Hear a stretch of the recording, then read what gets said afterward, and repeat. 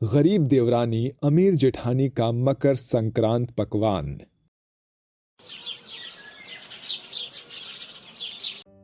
ओहो, इतनी ज्यादा ठंड हो रही है और ये दोनों बहू अपने कमरे में आराम कर रही है। अभी बुलाती हूँ इन्हें। पारुल, शिखा, कहाँ पर हो तुम? जल्दी से यहाँ पर आओ, मुझे तुमसे कुछ जरूरी बात करनी है। नीलम की आवाज सुनते ही दोनों बहू उसके पास आती हैं। क्या हुआ माँ जी? इतनी जोर से क्यों पुकार रही थी? हाँ माँ जी, कहिए।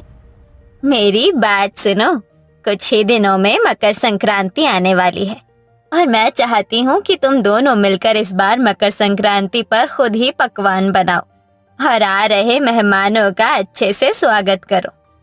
क्या कहना चाहती हो माँ जी? मुझे तो कुछ समझ नहीं आ रहा। अरे बहुत हो गया, अब मैं इस घर को कब तक संभालती रहूंगी, जबकि इस घर के अंदर दो बहू है। आज से तुम ही इस घर को संभालोगी और इस बार मकर संक्रांति पर भी तुम्हें ही सब कुछ संभालना है। जी माँ जी, आपने बिल्कुल सही कहा। बताइए, हमें मकर संक्रांति पर क्या करना होगा? ज्यादा कुछ नहीं, बस जो आने वाले मेहमान हैं उनके लिए अच्छे अच्छे पकवान बनाने हैं। जैसे शिखा, तुम मकर संक्रांति पर रेवड़ी, गचक, गुड़ की पट्टी बना लेना और पारुल, तुम तिल के लड्डू और पिन्नी गाजर का हलवा बना लेना। ठीक है माँ जी, बना लूंगी। बस इतनी सी बात थी माँ जी, ये तो मैं चुटकियों में बना लूंगी, आप चिंता मत कीजिए।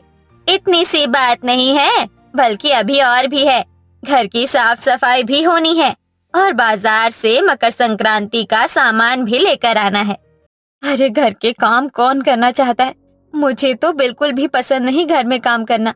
एक काम करती हूँ, मैं बाजार चली जाती हूँ और देवरानी से घर के सारे काम करवाती हूँ। देखो शिखा, तुम एक काम करो, तुम ना। माँ जी, मुझे पता है आप यही कहना चाहती हो ना कि मैं बाजार जाकर सामान लेकर आ जाऊँ। आप चिंता मत कीजिए, मैं सारा सामान ले आऊंगी। शिखा अपनी सास की बात पूरी भी नहीं होने देती और अपनी बात पहले ही रख देती है। ठीक है, अब जब तुम बाजार में जाकर सामान लेकर आओगी तो पारुल, तुम घर की साफ सफाई कर लेना और घर चमकना चाहिए। ठीक है माँ जी, जैसा आप कहोगी बिल्कुल वैसा ही होगा। इस तरह नीलम अपनी दोनों बहू को काम दे देती है। जेठानी घर से बाहर शॉपिंग के लिए निकल जाती है, लेकिन सबसे पहले वो एक रेस्टोरेंट में जाकर बैठ जाती है। बहुत जोरों से भूख लगी है, पहले कुछ खा पी लेती हूँ, उसके बाद शॉपिंग करूंगी। वैसे भी मुझे कुछ बनाना तो है नहीं, सब कुछ खरीदना ही है। शिखा इस तरह रेस्टोरेंट में अपने लिए एक इडली डोसा मंगवाती है और आराम से खाती है। तो वहीं बेचारी पारुल ठंड में ठंडे पानी से बर्तन धोती है और ठंडे पानी में ही कपड़े भी धोती है। उसे बहुत ज्यादा ठंड भी लगती है। ठंड तो जैसे दिन प्रतिदिन बढ़ती ही जा रही है, आज भी बहुत ज्यादा ठंड है। तभी आवाज आती है, अरे बहू, हो बहू, अरे जरा एक कप चाय तो बना कर ले आ। नीलम अपनी सास की आवाज सुनते ही रसोई में पहुंचती है और गर्मा गर्म चाय बनाकर अपनी सास को दे देती है, जिसके बाद फिर से वो काम करने लगती है। हे भगवान, कितनी ठंड है। मैंने हाँ तो कर दिया, लेकिन मुझे तो ये सब बनाना भी नहीं आता और मेरे पास पैसे भी नहीं है। अगर मैं अपनी माँ से पैसे मांगूं तो कहीं उन्हें बुरा ना लगे। अब मैं क्या करूं? पारुल बहुत ज्यादा परेशान होती है। तो वहीं उसकी जेठानी बहुत ठंड में एंजॉय करते हुए मकर संक्रांति का सामान खरीद रही होती है। शाम तक वो मौज मस्ती से घर वापस लौटती है। अरे बहू, अच्छा हुआ तुम आ गई। वैसे काफी देर लगा दी तुमने ठंड में बाजार घूमने में। सब छोड़ो माँ जी, बहुत ठंड है। गर्मा गर्म कॉफी बनवा दो देवरानी जी से, अभी बना कर लाती हूँ। देखो शिखा, मुझे सिर्फ तुम्हारे ऊपर ही भरोसा है कि तुम ही मेरे घर की इज्जत को संभाल सकती हो, क्योंकि मैंने पूरा घर तुम दोनों के ऊपर छोड़ा है, लेकिन उस पर तो मुझे कोई भरोसा ही नहीं। चिंता क्यों करती हो माँ जी? देखना, आपकी इज्जत हम बरकरार रखेंगे। जैसे हमारी बुआ सास और बाकी के रिश्तेदार घर पर आएंगे तो वो इस घर की मकर संक्रांति को देखकर बहुत खुश होंगे। तभी वहाँ पर पारुल आ जाती है और ये सब सुन लेती है, जिसे सुनकर उसे बहुत बुरा लगता है, लेकिन वो सब कुछ नजरअंदाज करके अपनी सास से कहती है, माँ जी, दरअसल मुझे आपसे कुछ बात करनी थी। मेरे पास पैसे नहीं है। मकर संक्रांति पर वो सब बनाने के लिए मुझे सामान लाना होगा, उसके लिए कुछ पैसे दे दीजिए। नीलम टेढ़ा मुंह करके अपने पर्स से कुछ पैसे निकालती है और पारुल को दे देती है। लो पैसे, लेकिन हाँ, मकर संक्रांति पर जो भी बनाओगी ध्यान से बनाना, खराब नहीं होना चाहिए कुछ भी। ठीक है माँ जी। वैसे माँ जी, मुझे अपनी माँ के घर जाना था, काफी दिनों से उनसे मिली नहीं हूँ, मुझे घर आने में थोड़ा सा समय लग जाएगा। ठीक है, चली जाओ, लेकिन घर में बहुत काम है, समय पर आ जाना। नीलम पारुल को जाने के लिए कह देती है। पारुल अपनी माँ के घर पहुंच जाती है और पहुंचते ही अपनी गरीब माँ से कहती है, कैसी हो माँ? कितने दिनों बाद आपसे मिल रही हूँ। आपको पता है माँ, कल मकर संक्रांति है। मेरी सास ने जिम्मेदारी दी है कि मुझे और जेठानी जी को मकर संक्रांति पर सारी अरेंजमेंट देखनी है, सभी मेहमानों की खातिरदारी अच्छे से करनी है, और साथ में मकर संक्रांति पर जो भी बनता है वो सब कुछ बनाना है। लेकिन माँ, मुझे तो कुछ भी बनाना नहीं आता। अच्छा, ये बात है बेटी, कोई बात नहीं, तुझे अपने ससुराल की इज्जत को संभालना होगा। तेरी सास ने बहुत भरोसे से तुम दोनों को ही जिम्मेदारी दी है, तो तुम्हें अपनी जिम्मेदारियों पर खरा उतरना है। मैं बताती हूँ तुम्हें क्या कैसे बनाना है। शांति अपनी बेटी को तिल के लड्डू और पिन्नी बनाने की रेसिपी बताती है, जिसके बाद पारुल सामान लेकर खुशी खुशी अपने ससुराल वापस लौट आती है।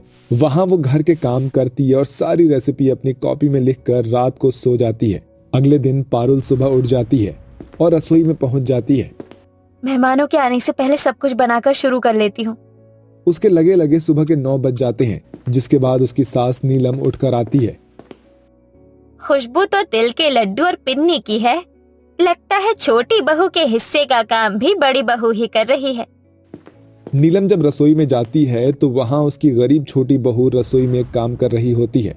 वो ये देखकर अपनी बड़ी बहू को आवाज लगाती है, शिखा, शिखा, अरे अभी तक सो रही हो? आज मकर संक्रांति है, तुम्हें कुछ बनाना नहीं है क्या? नीलम की आवाज से शिखा फौरन उठकर खड़ी हो जाती है और तैयार होकर रसोई में पहुंच जाती है, जहां वो अपनी देवरानी को देखकर कहती है, वैसे भी कोई फायदा नहीं है तुम्हारी इस मेहनत का, सभी को मेरे हाथों का बना हुआ ही पसंद आएगा। जेठानी जी, वो तो ठीक है, लेकिन अब बनाओगी कब? इतना समय हो रहा है और मेहमान आने वाले हैं, जल्दी से जो आपको बनाना है बना लीजिए। मेरी टेंशन मत लो, अपना देखो। पारुल अपने हाथों से आइटम्स बनाकर फौरन टेबल पर लगा देती है, जहां सभी मेहमान पहुंच चुके थे। क्या बात है नीलम, तेरी दोनों बहू बड़ी ही समझदार है। तेरे कहे बिना ही पहले से ही सारी तैयारी करके रखी है। बहू तो मेरी बहुत समझदार है और बड़ी बहू तो बहुत ही अच्छी है, सभी बातों को बहुत अच्छे से समझती है। नीलम अपनी अमीर बहू की ही तारीफ करती है। तभी वहाँ अमीर बहू आती है और बाजार से लाया हुआ सारा सामान टेबल पर सजा कर रख देती है। जब सभी मेहमान उसे खाते हैं तो उन्हें इसमें कोई स्वाद नहीं आता, उनके लिए वो काफी नॉर्मल होता है। इसका स्वाद तो बिल्कुल बांके बिहारी की दुकान की तरह लग रही है, कहीं वहीं से तो नहीं मंगवाया है? नहीं नहीं भाई साहब, मेरी बड़ी बहू ने बनाया है। टुनटुन शिखा का लाया हुआ खाने के बाद पारुल के हाथों के बने तिल के लड्डू और पिन्नी खाती है, जो बेहद ही स्वादिष्ट होते हैं। अरे वाह, क्या बात है, इतने स्वादिष्ट लड्डू तो मैंने आज तक कभी नहीं खाए। बहुत स्वादिष्ट बनाए हैं छोटी बहू, तुम तो सच में किसी हलवाई से कम नहीं हो। बुआ जी, आपको मेरे हाथों का पसंद आया, बहुत अच्छी बात है, ये लीजिए और तिल के लड्डू खाइए। घर आए हुए मेहमानों के साथ साथ नीलम को भी पारुल के हाथों का बना हुआ बहुत अच्छा लगता है। वहीं दूसरी तरफ वो ये भी समझ जाती है कि उसकी बड़ी बहू ने हाथों से कुछ भी नहीं बनाया था। सभी मेहमानों के जाने के बाद नीलम अपनी बड़ी बहू से कहती है, शिखा बहू, मैंने अपने घर की जिम्मेदारी तुम्हें दी थी।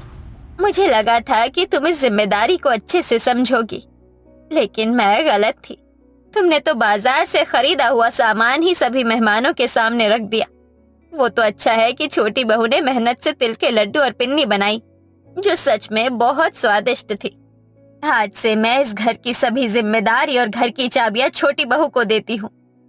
जो चीज बड़ी बहू को मिलनी चाहिए थी वो छोटी बहू को मिलती है। ये देखकर शिखा को अपनी गलती का एहसास होता है, जिसके चलते वो अपनी सास से माफी मांगती है। माफ कर दीजिए माँ जी, मैंने बहुत बड़ी गलती कर दी, मुझे ऐसा नहीं करना चाहिए था।